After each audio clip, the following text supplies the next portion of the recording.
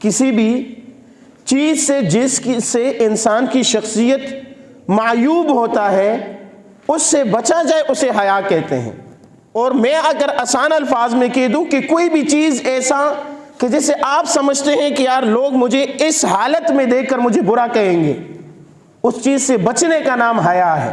مجید میں اللہ تعالیٰ نے فرمایا یا ایھا النبی قل لازواجک وبناتک ونساء المؤمنین یدنین علیہن من جلابیبہن، کہ اے نبی اپنی بیویوں سے اور اپنی بیٹیوں سے کہو اور مسلمانوں کے بیویوں سے کہو یدنین علیہن من جلابیبہن، کہ اپنے پلوؤں کو نیچے لٹکا دو، یعنی کہ پردہ کر لو۔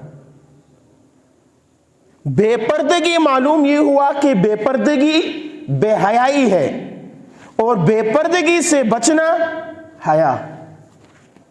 اس لیے اللہ تعالیٰ نے قرآن مجید میں جہاں مسلمانوں کو کوئی حکم دینا ہوتا ہے اکثر مقامات پر کہیں یا ایھا الذین آمنوا کا کہا ہے، کہیں یا ایھا النبی کا بھی کہا ہے، آپ صلی اللہ علیہ وسلم کو مخاطب ہو کر حکم دیا ہے اور اس سے امت کو بھی دینا حکم مقصود ہے۔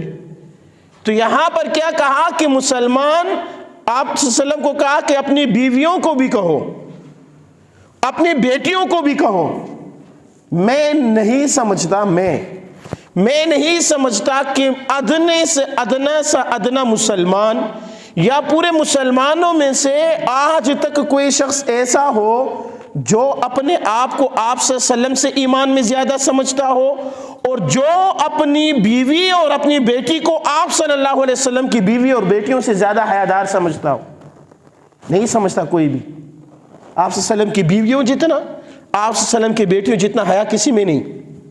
لیکن پھر بھی اللہ تعالیٰ کیا کہتے ہیں؟ اولاً حکم کیا دیا ہے کہ اے نبی اپنی بیویوں کو بھی کہو اور اپنی بیٹیوں کو بھی کہو کہ بھائی پردہ کرے۔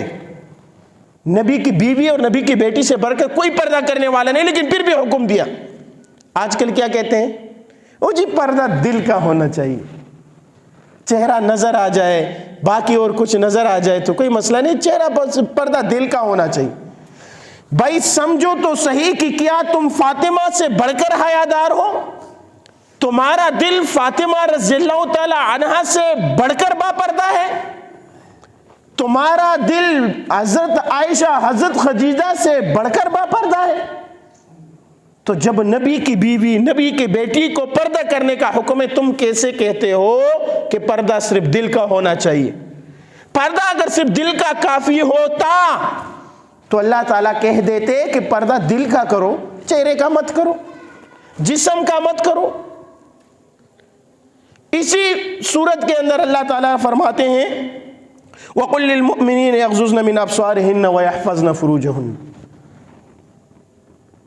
کہ مومن مردوں سے کہو کہ اپنی آنکھیں نیچے کرے، اپنی آنکھیں نیچے کرے، عورتوں کی طرف نہ دیکھے، بے حیائی کی طرف نہ دیکھے۔ اگر پردہ دل کا ہے تو پھر اللہ تعالیٰ کیوں کہتے ہیں کہ آنکھیں نیچے کرو؟ اور اگلی اسی آیت میں اللہ تعالیٰ فرماتے ہیں قُلْ لِلْمُؤْمِنَاتِ يَغْضُضْنَ مِنْ أَبْصَارِهِنَّ، کہ مومن عورتوں سے کہو کہ اپنی آنکھیں نیچے کرو، اور تم تیس مار خان بن کے پھرتے ہو کہ بھئی پردہ دل کا ہونا چاہیے۔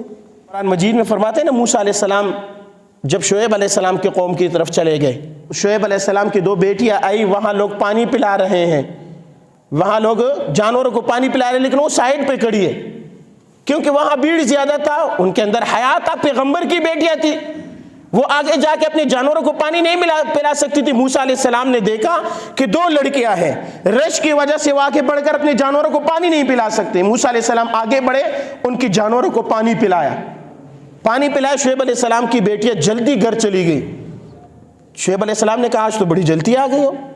فرمایا کہ وہاں ایک نوجوان تھا، انہوں نے ہماری جانوروں کو آج جلدی پانی پلایا۔ شعیب علیہ السلام نے کہا یہ تو کوئی بڑا ایماندار ہے، جا کے اس کو بلاؤ، جا کے اس کو بلا کے لے آؤ۔ تو قرآن مجید نے وہ نقشہ کھینچا کہ وہ شعیب علیہ السلام کی بیٹی کیسے آ رہی ہے، فَجَاءَتْهُ إِحْدَاهُمَا تَمْشِي عَلَى اسْتِحْيَاءٍ، کہ ان دو بیٹیوں میں سے ایک موسیٰ علیہ السلام کے پاس آئی، حیا کرتے ہوئے آئی، حیا کرتے ہوئے آئی، کہ پردے کی حالت میں تھی، موسیٰ علیہ السلام پھر ان سے آگے ہوئے, ان کو پیچھے کیا کہ ان پر نظر بھی نہ پڑے. قرآن نے وہ نقشہ کھینچا ہے. آج کیا کہتے ہیں کہ پردہ دل کا ہونا چاہیے. قرآن مجید میں اللہ تعالیٰ فرماتے ان الذین یحبون ان تشیع الفاحشۃ فی الذین آمنوا لہم عذاب علیم فی الدنیا والآخرہ. یہ بات نوٹ کر لیں. اور یہ آیت اس لیے بیچ میں لا رہا ہوں کہ آگے 14 تاریخ آ رہی, 14 فروری, بے حیائی کا دن. اس میں لڑکا لڑکیاں ایک دوسرے کو یہ کوئی اور مخلوق نہیں ہوتی. میں بار بار کہتا ہوں, یا میری بیٹی ہے, میری بہن ہے, ٹھیک ہے, یا آپ کی بیٹی آپ کی بہن ہے. پاکستان کے اندر کوئی باہر سے مخلوق نہیں آتی. یہ جو روڈوں پہ نکل آتے ہیں, ویلنٹائنس ڈے منانا ہے, ٹھیک ہے, عورت مارچ کرنی ہے, میرا جسم میری مرضی کرنی ہے, ٹھیک ہے, یہ ان کے لیے اللہ تعالیٰ نے قرآن مجید میں فرمایا. کہتے کہ ہمارے جسم ہماری مرضی. اور بڑی عجیب سی بات ہے نا, پرسوں یہ ہندوستان کے اندر آپ لوگوں نے دیکھا ہوگا, میڈیا سوشل میڈیا پر بڑی وائرل ہو گئی اس لڑکی کی ویڈیو. وہ مسکان نام ایک لڑکی ہے, سامنے سے ہندو آتے ہیں, وہ جے شری رام کے نعرے لگاتے ہیں, اور یہ یہاں سے اللہ اکبر کی اکیلی نہتی لڑکی صنف نازک وہ نعرے لگاتی ہے. تو میں نے دیکھا کہ بڑے بڑے سیکولر قسم کے لوگ بھی اس لڑکی کو سراہ رہے ہیں. اچھی بات ہے, سراہنا چاہیے, اس نے بڑی دلیری کا کام کیا ہے. لیکن افسوس ہمیں یہاں پر آ جاتا ہے کہ ہندوستان کے اندر ہندوؤں کے سامنے اللہ اکبر کا نعرہ لگانے والے مسکان کو تو ہم داد دے رہے ہیں, لیکن پاکستان کے اندر لا الہ الا اللہ کے نام پہ بننے والے, اس ملک کے اندر اسلام آباد کے نام پر بننے والے شہر کے اندر جب ہماری ہی بیٹیاں نکل کر آتی ہے اور اسلام خلاف نعرے لگاتی ہے, تو پھر ہم کہاں چلے جاتے ہیں؟ پھر ہمارا ایمان کہاں چلا جاتا ہے؟ پھر ہم ان کو کیوں نہیں کہتے کہ آپ غلط کہہ رہے, مسکان اگر ٹھیک ہے تو پھر یہ کیسے ٹھیک ہے؟ اور آپ لوگوں کو بڑی عجیب بات بتا دوں, آپ تعلیم یافتہ لوگ ہوں گے, سمجھدار لوگ ہوں گے, آپ لوگ یہ چیزیں نوٹ کر لیا کریں, تحقیق کر لیا کریں کہ یار یہ مفتی صاحب ممبر پر بیٹھ کر سچ بھی کہتا ہے یا جھوٹ بول رہا ہے. بڑی عجیب بات یہ ہے کہ آج کل اس دور کے اندر سب سے زیادہ مقبولیت پانے والا مذہب اسلام ہے. لوگ لگاتار اسلام میں کنورٹ ہو رہے ہیں, اسلام قبول کر رہے ہیں, لیکن وہاں تحقیق کرنے کے بعد یہ بھی معلوم ہوتا ہے کہ اسلام قبول کرنے میں زیادہ تعداد عورتوں کی ہے.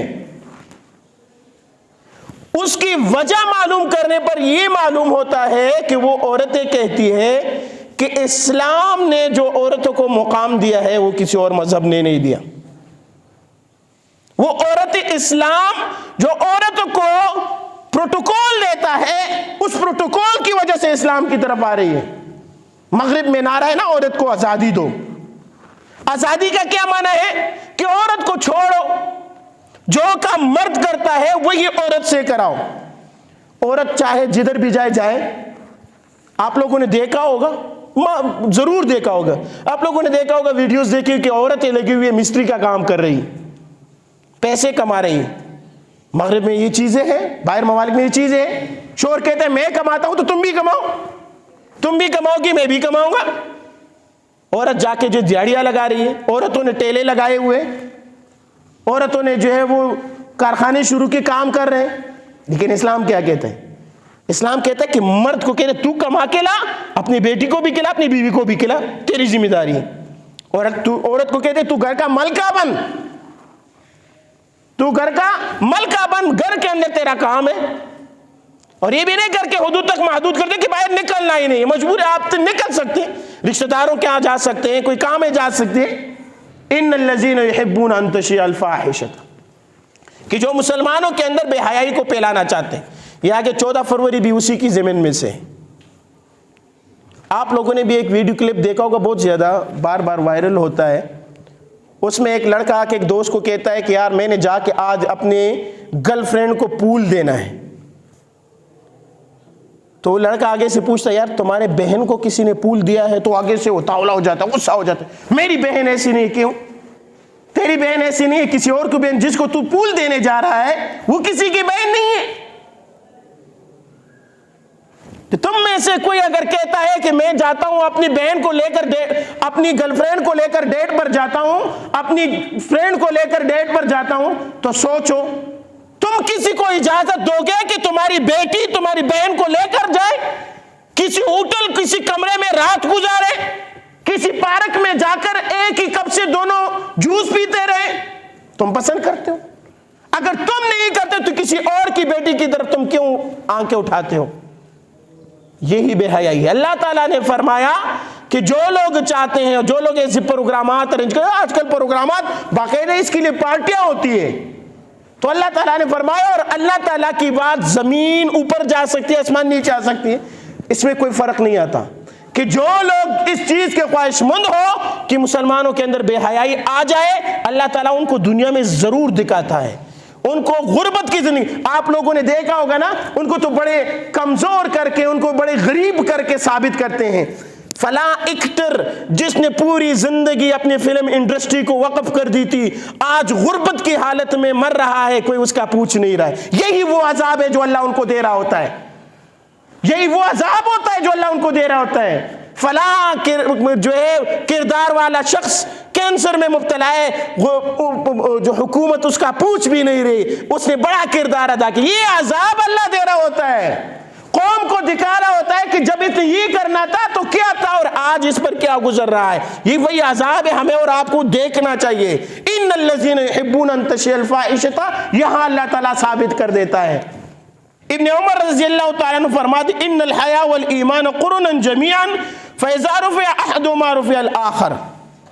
حیا اور ایمان یہ دونوں ایک ہی چیز ہے، ان میں سے اگر ایک اٹھا لیا جاتا ہے دوسرا خود بخود اٹھ جاتا ہے، کہ مسلمان کے اندر سے اگر حیا نکل گیا تو سمجھو اس سے ایمان بھی نکل گیا، اور اگر کسی کے اندر سے ایمان نکل گیا سمجھو اس سے حیا بھی نکل گیا۔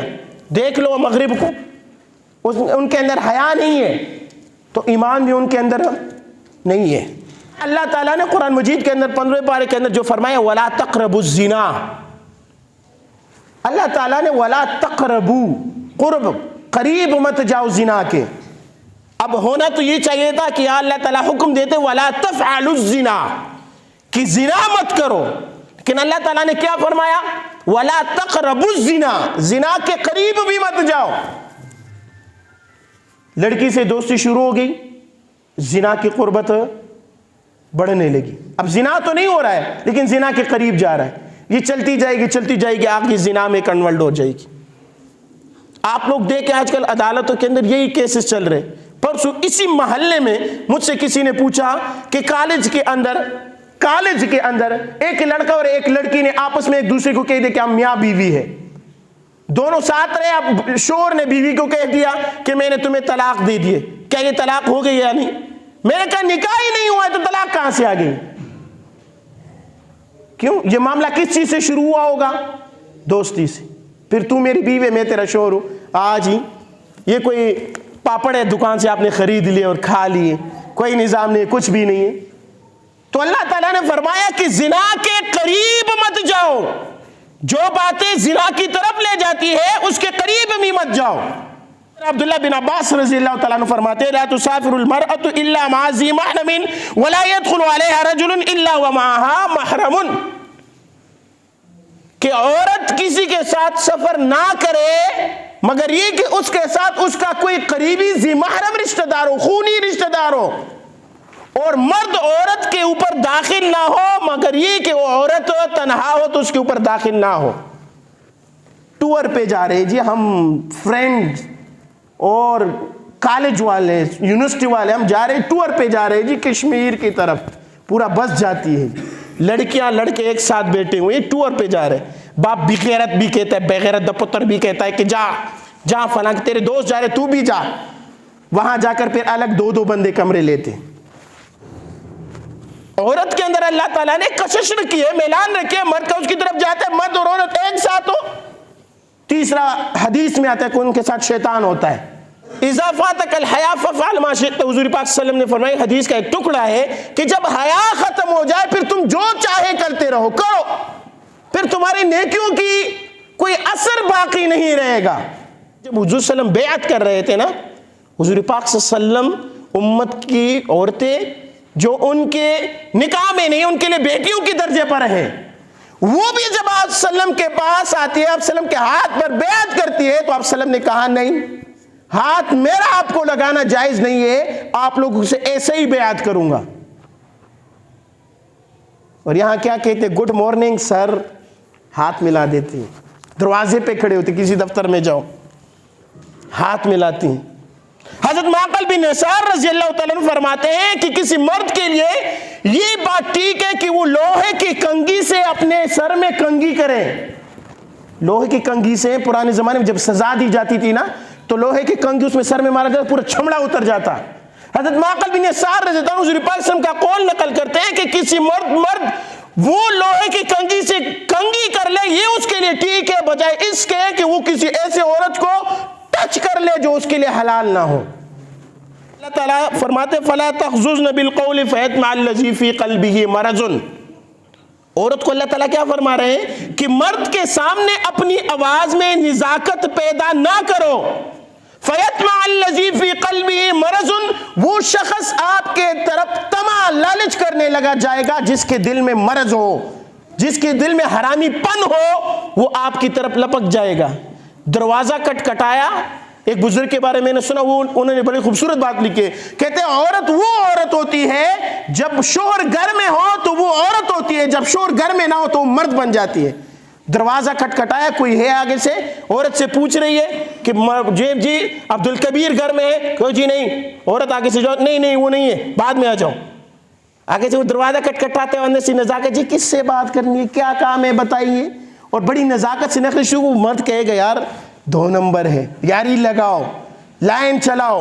قرآن کہتا ہے فَلَا تَخْزُزْنَ بِالْقَوْلِ، اپنے قول کے اندر نزاکت اور نرمی مت پیدا کرو، عورت کو کہتا ہے فَيَطْمَعَ الَّذِي فِي قَلْبِهِ مَرَضٌ، وہ شخص آپ کی طرف لالچ کرنے لگ جائے گا جس کے دل میں مرض ہو۔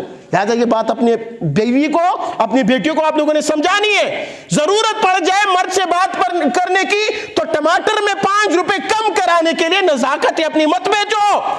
آپ محمد الرسول اللہ کی امتی ہے، کپڑے کے سوٹ میں 50 روپے کم کرنے کے لیے اپنی جسم کے بناوٹیں مت دکھاؤ، یارانہ مت لگاؤ، غیرت مند بن جاؤ، یہ باتیں بتایا کرو۔ یہ ام خلاد رضی اللہ تعالیٰ عنہ ایک صحابیہ تھی، ایک غزوے سے واپس آئی، آپ صلی اللہ علیہ وسلم کے سامنے آئی تو سر پر نقاب لگا ہوا ہے، بیٹا شہید ہوا ہے۔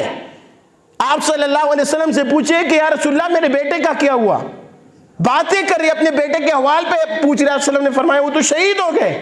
ایک اور صحابی نے پوچھا عورت سے کہ کیا ماجرا ہے کہ آپ کا بیٹا بھی شہید ہوا، آپ صلی اللہ علیہ وسلم کے سامنے بیٹھے، پھر بھی آپ نے پردہ کیا ہوا ہے۔ ام خلاد فرماتی ہے کہ میں نے بیٹا کھویا ہے، میں نے پردہ نہیں کھویا۔ بیٹی آپ صلی اللہ علیہ وسلم کے سامنے ہے، یہاں پر بیٹا کوئی فوت ہو جاتے تو سر سے چادر اتر جاتی ہے، مرد کھڑے ہوتے ہیں، عورتیں کھڑے سینے پیٹ رہے ہوتے ہیں۔ بیٹا کھویا ہے، شہید ہوا ہے تلوار سے، لیکن کہتی ہے کہ میں نے بیٹا کھویا ہے، میں نے پردہ نہیں کھویا۔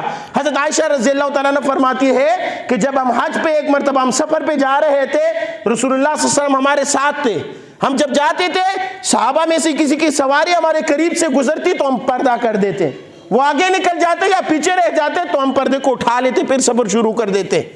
حضرت عائشہ سے بڑھ کر کون ہوگا، صحابیات سے بڑھ کر کون ہوگا؟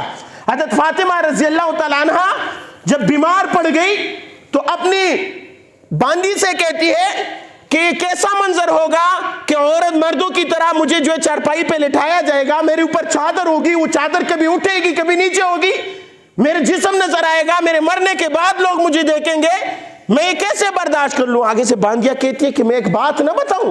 فرمایا بتاؤ۔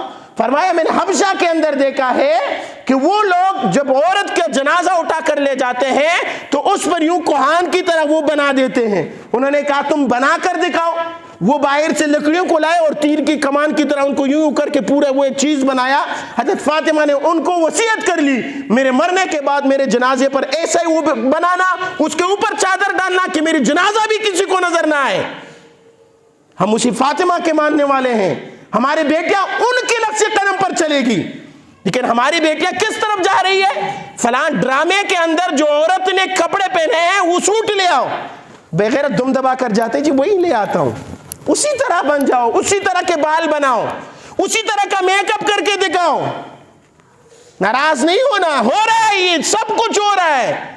اپنی بیٹی کو، اپنی بہن کو، اپنی بیوی کو اگر ہم دین نہیں سکھائیں گے، معاشرہ بگڑا پھر کس سے؟ میری بیٹی اگر ٹھیک ہے، میری بیوی اگر ٹھیک ہے، میری بہن اگر ٹھیک ہے، آپ کی ٹھیک ہے، تو پھر معاشرے میں کون ہے یہ لوگ؟ بگڑا کس سے یہ معاشرہ؟ بے حیائی کہاں سے آ رہی ہے؟ زنا کا رواج دن بدن بڑھتا کیوں جا رہا ہے؟ اس کو ہم نے روکنا ہے، اور اس کا روکنے کا سبب کیا ہے؟ حیا پیدا کرنا، پردہ پیدا کرنا معاشرے کے اندر۔ اور یہ انقلاب یہ راتوں رات نہیں آتا، یہ اپنے گھر سے، اپنے آپ سے شروع ہوتا ہے اور آگے کی طرف چلتا ہے۔ اللہ تعالیٰ عمل کرنے کی توفیق عطا فرمائے۔